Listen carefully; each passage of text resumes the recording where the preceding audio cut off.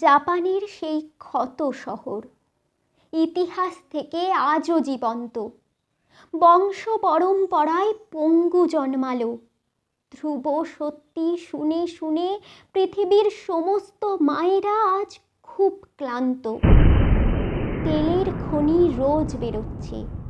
দেশের অতিরিক্ত তেল অন্য দেশে সুরক্ষিত। নিতেন জেঠুর চাকরিটা রইল না আর। চাকরি খুঁজতে বেরোতে হবে। শুনছ গো, আমার পুরনো সাইকেলটা ঠিক আছে তো? দেশের এবার উন্নতি হবে। আমরা সব বয়কট করে তো দিলাম। কাল দুপুরে বাজার কি হবে রে দিদি? তোর দুর্গা দিদিও জানে না রে ভাই। তবে আমাদের মা দুর্গাকে সব জানিয়ে রাখলাম। দুধ দিলাম, ভাত দিলাম, দিলাম কাল্পনিক মিষ্টি আর দই। তোর বাবা যুদ্ধে গেছে লক্ষ্মী, দেশ বাঁচবে, রাজনীতি বাঁচবে। কিন্তু আমাদের গল্প, সেসব শোনার লোক কই?